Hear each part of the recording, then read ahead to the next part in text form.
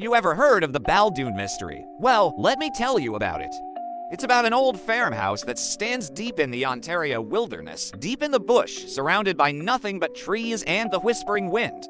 The year was 1829, and the place was known as the Baldoon Flats, a low, marshy area near the small town of Wallaceburg. That's where John MacDonald and his family built their home, a sturdy two-story log farmhouse with a large yard and barn. At first, it seemed like your typical rural Ontario property, quiet, secluded, a little bit isolated, but peaceful. But before long, strange things started to happen. It began subtly, like someone walking around the house at night, making loud knocks and throwing stones against the walls. But no one was ever seen. Windows shattered, not from stones, but seemingly from the inside. And then things escalated. It sounded like someone was digging a hole inside the house. Heavy thumping echoed from room to room, as if heavy boots were marching across the floor. Doors rattled and shook. Beams fell from the ceiling.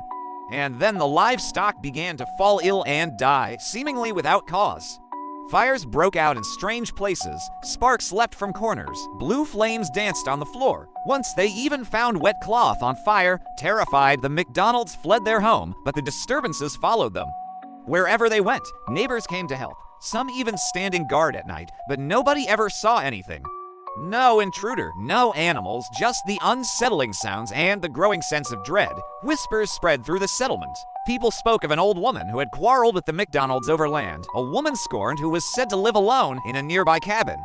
Some believed she had cursed the MacDonalds. In desperation, John MacDonald sought help from a woman known for her knowledge of charms and remedies. She told him to make a bullet from silver and shoot a black-headed goose that frequented the flats, for when the bird was struck, the witch who tormented him would be wounded too. Skeptical but desperate, MacDonald made the silver bullet, loaded his gun, and fired at the black-headed goose. The bird was hit and fell, its wing broken. Later that day, MacDonald saw the old woman sitting on the porch of her cabin. Her arm was bound and bleeding in the same way as the bird, and that was the end of it. From that moment on, the mysterious assault ceased. The fires stopped, the stones no longer flew, and the MacDonald family finally lived in peace.